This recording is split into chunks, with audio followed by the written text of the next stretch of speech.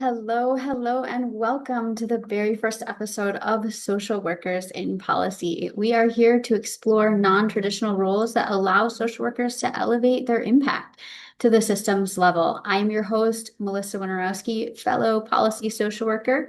After starting out as a clinician for my first few years post-grad school, I've been in academic research and doing social policy research and analysis at the federal government level for the last 15 years or so.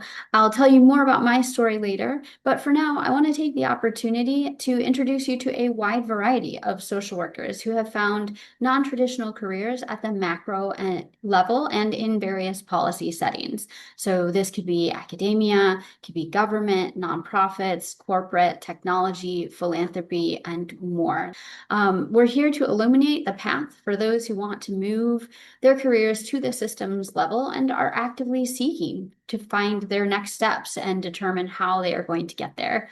Today, for our first episode, I'm going to introduce you to Dr. Carmen Rickman. I had the honor of speaking with Dr. Rickman just last week, and I'm going to share that conversation with you shortly.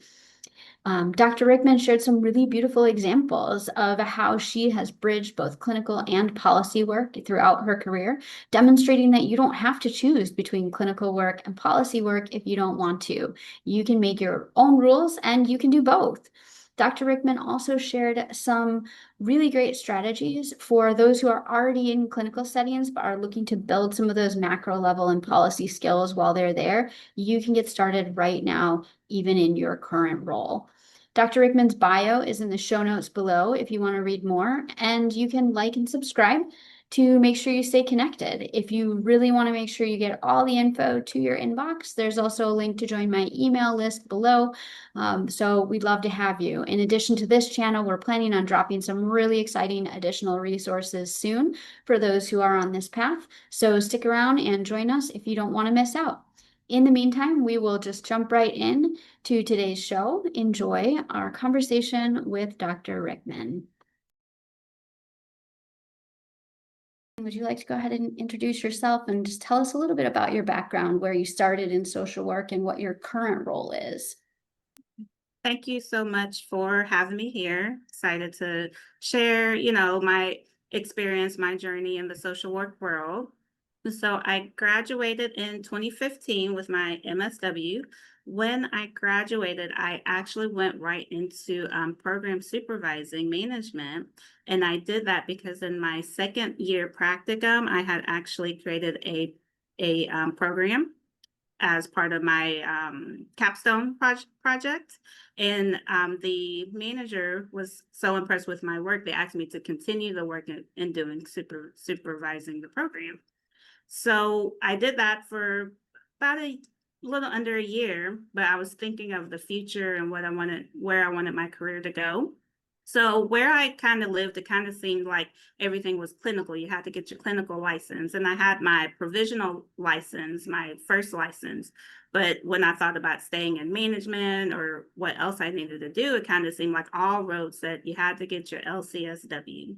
So I resigned from that position and I went into clinical work, and I started being a clinical therapist for children and families who had experienced trauma.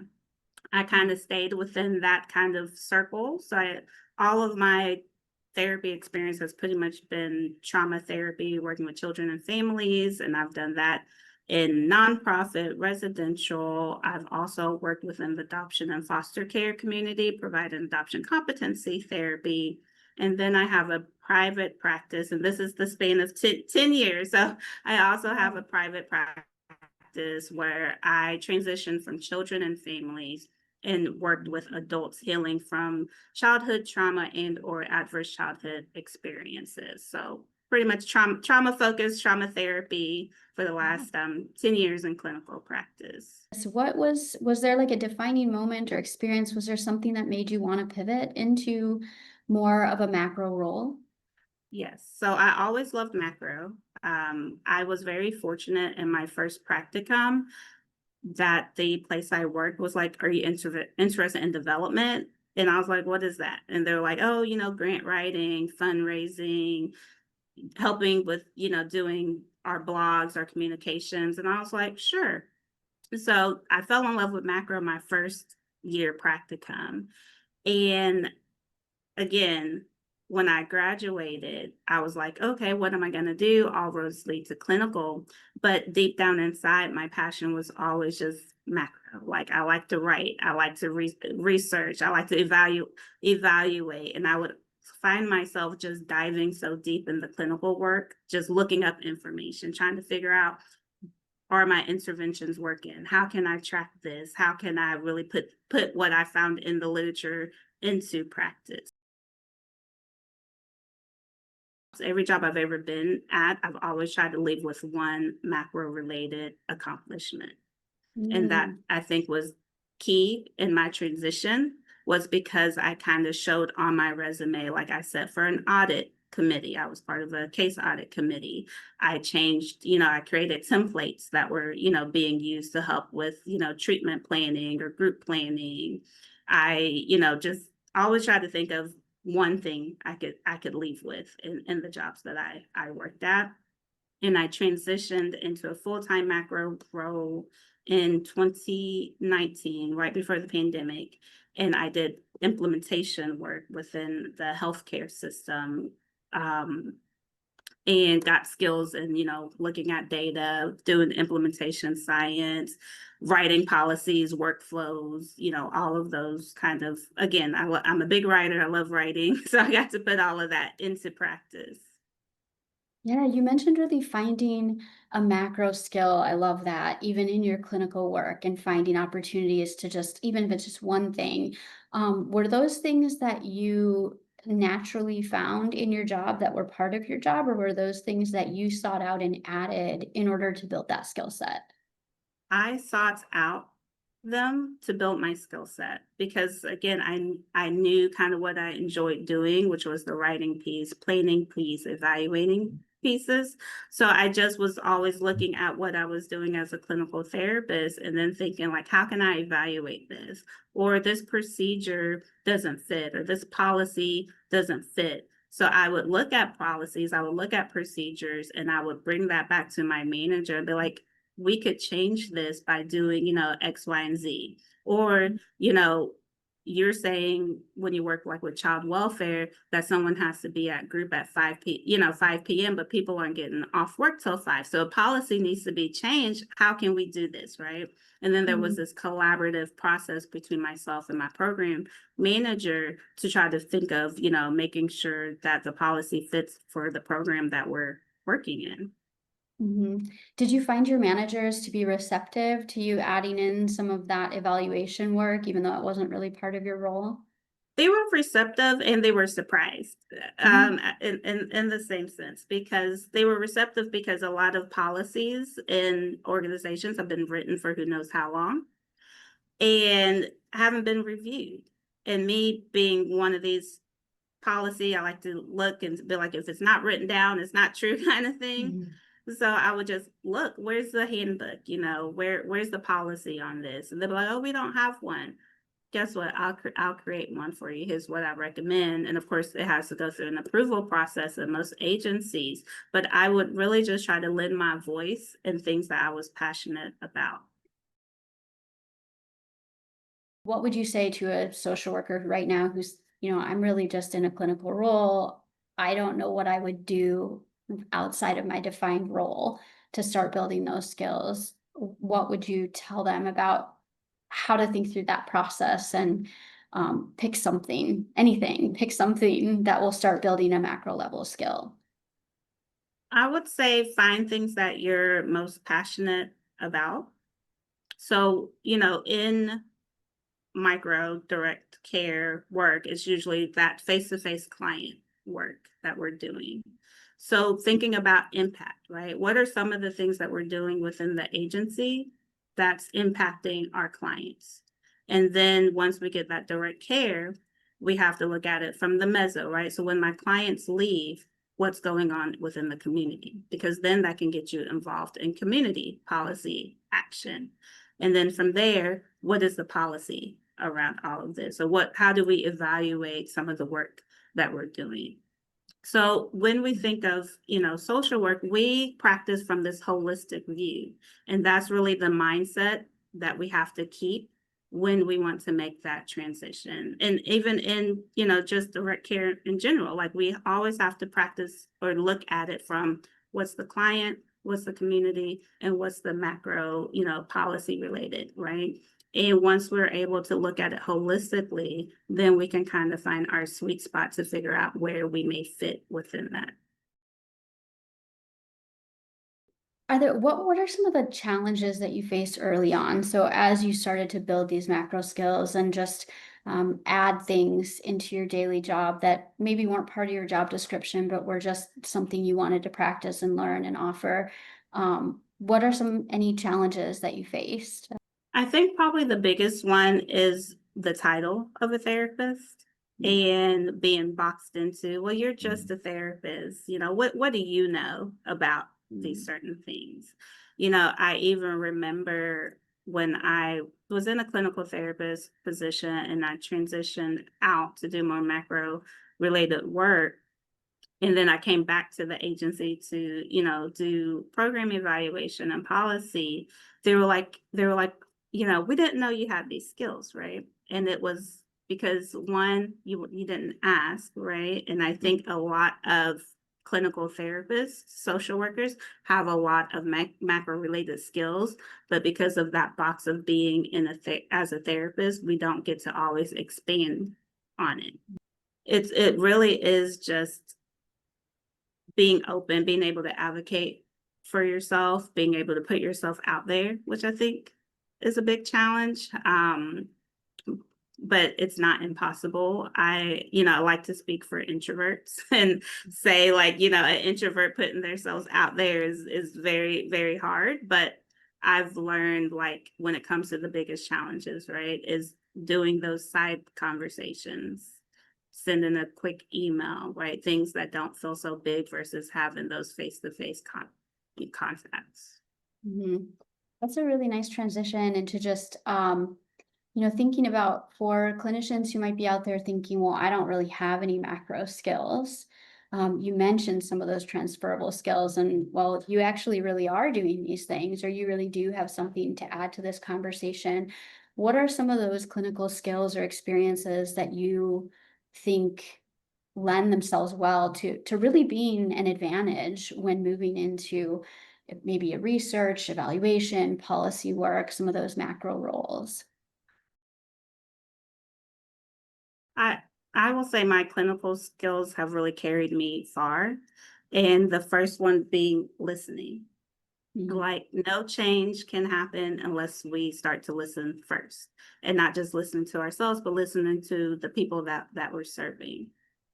Another one is like project management. As clinical therapists or even case managers, we carry a caseload of 20 plus people. That is a perfect recipe for a project manager because we are holding so many people's stories. We're managing their cases. We're trying to get them to their goals. And when you think of project management in the life cycle, right, that is literally opening up a case and closing a case in that cycle.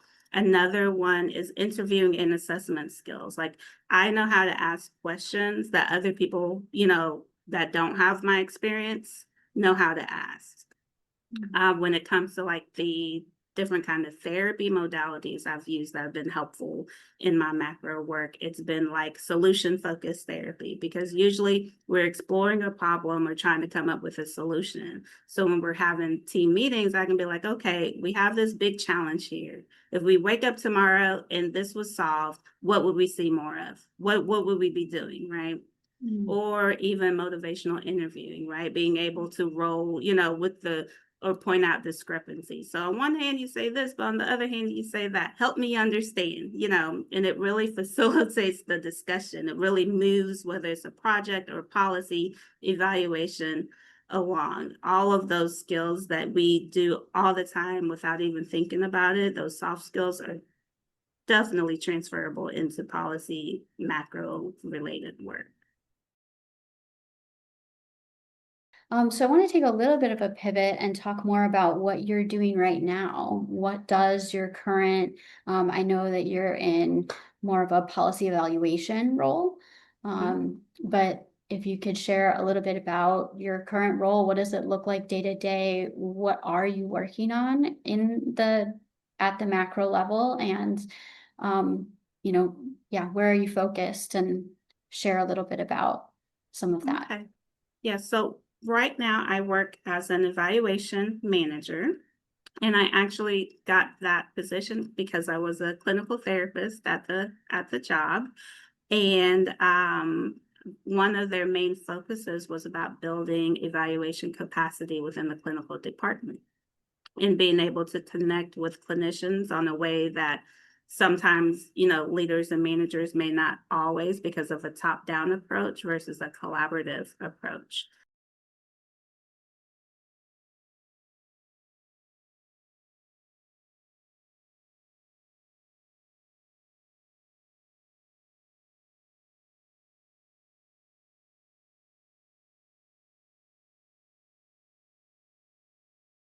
So what I have been doing now is working on building evaluation capacity within the clinical department, which includes incorporating measurement-based care into their clinical practice so that we can start being more data focused in the work that we do.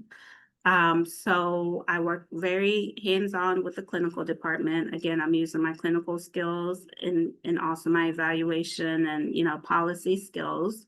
I've had to do trainings for the clinical team on how to use these outcome measures in practice. And I would not be able to do that if I didn't have the clinical skills to translate, those two macro to micro. I write policies for them, frequently asked questions of like, this is kind of the steps we're going to take to get to measurement-based care and make sure it's fully integrated. I develop monitoring and evaluation plans for the clinical department. I do a lot of writing and research. So I'm always having to go out and find some information and then put that into practice. I write briefs.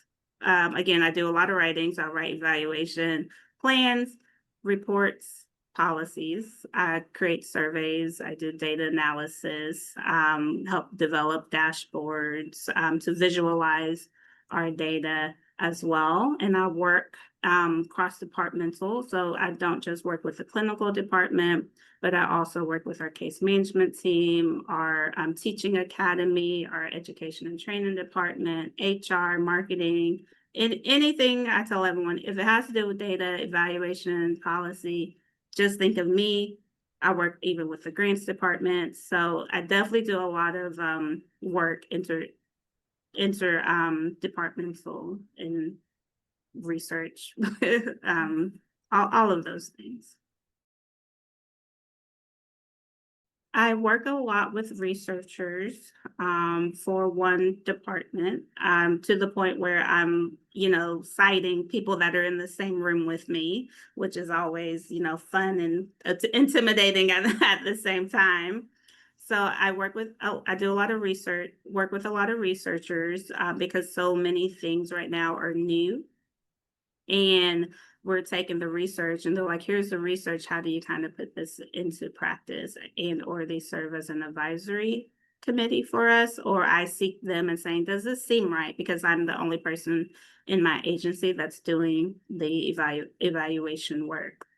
I work a lot with management, and that could be them helping me like look over their key performance indicators, coming up with monitoring plans, reviewing a policy, and making sure that we're not missing anything or we're practicing, culturally responsive.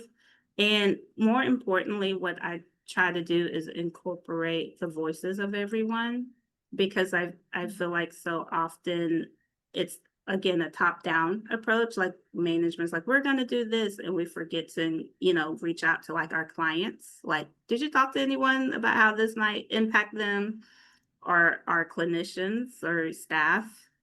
Like, you want them to do the work, but did you ask if it fits within their workflow? Did you ask before you created this policy? Did it go through any review processes?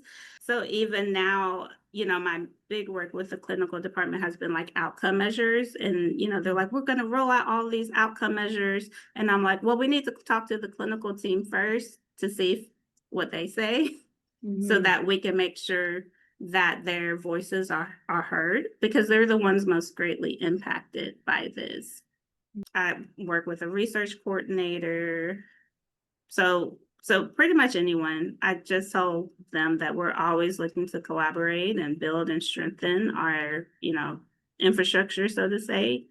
And I'm always open to talking and meeting and figuring things out. So this gives such a great picture of the work itself that you do. I want to dig into something that I think folks care a lot about, which is the skills it takes to get there. I know you went for your doctorate, Doctor of Social Work. Is a doctorate strictly necessary, or what would you say to somebody with an MSW who wants to get into some sort of macro role where they're looking more at systems than individual clients? Right. DSW, PhD, whatever one person may choose is not necessary. Anyone who is thinking about getting one or the other, I always say ask your reason why you want to get it, because that helps frame, do I want a DSW, do I want a PhD, or will my MSW suffice? For those that just have their MSW, a big thing is knowing what you're most passionate about, and then being able to kind of capitalize off of it. So if you're passionate about, I'll say, evaluation, what do you need to know about it, right? Who are the big, heavy hitters within the evaluation world? What conferences are they attending? What associations are they joining? And read, right? When it comes to the experience, I know in a lot of MSW programs, you kind of get that broad range of experience. And then after graduation, you kind of hone into, is it clinical? Is it this? Is it macro? But really, when it comes to the skills, you have the skills. It's all about how you state it. So for myself, doing clinical therapy, I did a lot of research, but it didn't seem like it was research. But I did a lot of qualitative case studies. Each case was a case study, so to say. That's research, right? So sometimes it's about the words that we use. Now, if you are wanting to do more like data work, right? So you may need to get, bump your skills up in Excel or Power BI, SPSS. And you can take, there's so many tools out here online that you can take a course in that. Certificates are another thing that can be helpful. So I went and I got a certificate in data analysis, and I got a certificate in results-based project management. But those were the things in which I felt at that time in my career, I was contracting at an agency doing projects, and I wanted to kind of sharpen my skills in kind of fully understanding what project management was. And then they had asked me to do data analysis. And even though I had some skills, it's almost like that if you don't use it, you lose it. So I was like, oh, I need to sharpen up my skills in that, because it wasn't something that I was technically doing all the time. But now with so many things, Coursera, Udemy, YouTube, you can really learn a lot of skills probably for half the cost of another certificate. So for your MSW, you have the skills. It's all in how you state those skills, but you may need a little bump along the way, meaning you may need to look in project management. You may need to look at getting your more data analytics skills. But it really just depends on the field that you're looking for, the area. Did you go back for those certificates after your PhD or before? Before. Before you? I did it, yes, I did it before. So when I had my MSW, I was doing some contractor work, and it was project-based. And they had asked me to kind of be the project coordinator. And even though I knew how to do it, again, I'm very like process results driven, and I came across a certificate program, and I'm like, I just want to learn about this because everyone likes results. Yeah. So I just took it as my own learning journey. And it came in handy because just recently I'm going to serve as a project lead on a grant contract that I was awarded. And they wanted to know, like, what skills do you have, and how, will you make this project successful? And that's when that having that certificate and saying I've, led some projects before came in handy. Absolutely. Yeah. And that's great advice. And I think it's really important to note that you actually made your pivot into macro level work before you got your PhD. And Yes. so I think a lot of folks feel like they can't make this transition if they don't get a PhD or maybe go back for like an MPH or a MPP or something like that. But it's totally possible to make this transition without going back to school and maybe just a It, certificate or something like that, just depending on what you really want to do, can yes. absolutely get Yes. you there. Yes, it's definitely possible. Again, sometimes it's how we frame the words in our resume. I also did some volunteer work, probably more than I would have liked, but I was, trying to keep my skills up. So like I ran into someone trying to start a nonprofit, and I said, I'll help you, get your paperwork together, your policies, the documents that you need, if I can put that on my resume, right? So that was an exchange where I got the experience and the credit, and it got to go on my resume, and then they got, work out of me. Not saying that people have to give free work. That was just something that I did because it was a close colleague of mine as well. But even thinking of volunteer experiences is great too. And volunteer experience sometimes can be your foot in the door to certain career Mm-hmm. pivots. Absolutely. Okay. So let's talk a little bit about where some of those opportunities are and how someone might get started. So, where do you see a majority of the policy related or research evaluation, more macro level opportunities for social workers? Where should folks be looking? So for evaluation, I see a lot of that in consultant agencies. So in independent agencies, I see a lot of evaluation there.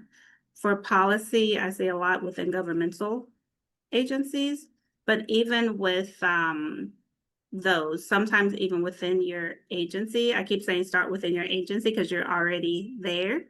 Yeah. And then, you can pivot externally if you choose. And also keeping in mind, like if you wanted to like go into management, policy falls there, evaluation falls there, budgeting, like a lot of things fall under that, but it may not specifically say policy or evaluation, but you will be doing some of that work.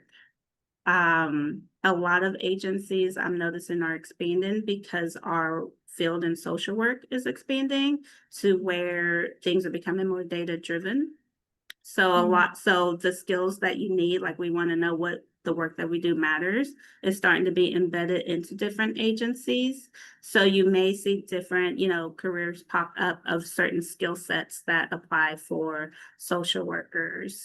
Um, Outside of the agencies that may offer those macro related roles, sometimes it's the titles that you have to look at before you figure out the agency that you may want to work in. So then even understanding some of the titles that aren't specifically like social worker, it's not going to say macro social worker. It may say policy analyst. I have seen that, but then knowing the different titles that have some macro related roles is also important. Yeah, absolutely. So you mentioned policy analyst. I think that's a really big one. Any other titles that you would you would throw out there? So, policy analyst, policy specialist, policy coordinator, and then the specialist, associate, analyst. I may be missing one, but those three, you can pair it with another role. So it could be program specialist, program associate, program analyst, policy specialist, evaluation specialist, research coordinator, research specialist, research analyst, right? So, associate, specialist, analyst, I'm probably coordinator, right? And then pairing it with something that you want to do. So evaluation, policy, research, just program. Those can bring up a lot of different roles in a lot of different areas. I would say usually when I am, looking for jobs, I always like to just look. Those are usually the ones I start with, or I might just put evaluation or research about policy and see what kind of keywords or what kind of jobs pop up. Or I'll take whatever's within a job description and put it in a job search as well. What is something that you love most about being, I know you still have a little bit of a foot in the clinical field, but what do you love about doing some of this more macro work at the evaluation and policy level? I can say, in clinical, I used to say I enjoy the work that I do, but in the position that I am now, I say I love the work that I do. Mhm. And I think what I, really love the most is that I get to work with people from all over at all different levels. So that's, clients, staff, researchers, and so forth and so on. I love that. I love that I get to take some time to myself. So I'm not always directly talking with people, but I get to sit in my computer and really use my, critical thinking skills and do the writing that I love. I love the impact that it makes. Like when you get to see like the work that you do it come to action, it just, instills just a sense of joy in you. Um, I just, I just really love the work that I do. I love all things, evaluation. I love the writing piece. I love the critical thinking piece. I get my data analytics in there. I get my reading for the day in there. And then I get my, daily dose of client or staff contacts. I'm going to slip one more question in here just because of, something you just mentioned, those things that you really love, the writing, the data. I think sometimes those are things that social workers feel intimidated by. They feel like, oh, that could never be me. But maybe let's say they're really still interested in making this macro level impact, but it feels intimidating to make that shift. What would you say to them? I would say, why not you? And I would say that because if it's not you, then who? Mhm. And, with have an open mind, have a network, and don't be afraid to ask questions because everything is about learning. I was once told that when you feel like you know everything, it's time to retire. Mm, So I always have an open mind and interested in learning. And as long as you have that love of learning, then it can be. absolutely. Thank you so much, Dr. Carmen Rickman. Where can people find you and follow your work? And if they have, if you're open to follow up, if they have questions, how can people get in touch with you and hear more about what you're doing? Yes. So you can find me on LinkedIn just under my name, Carmen Rickman, or you can email me at drcarmenrickman@gmail.com. Okay, great. Well, thank you so much. I really appreciate it. Look forward to the next segment. All right. Thank All you so right. much for having me. All right. So much great information and advice. Again, thank you to Dr. Rickman for being with us. Drop a note below and let us know what your biggest takeaway was from Dr. Rickman's experience and some of the advice she shared on today's show. We are just getting started. We have some big plans for other resources to support you in pivoting from making individual level to systems level change with your social work career. So sign up for my email list below if you don't want to miss out, and we will see you next time.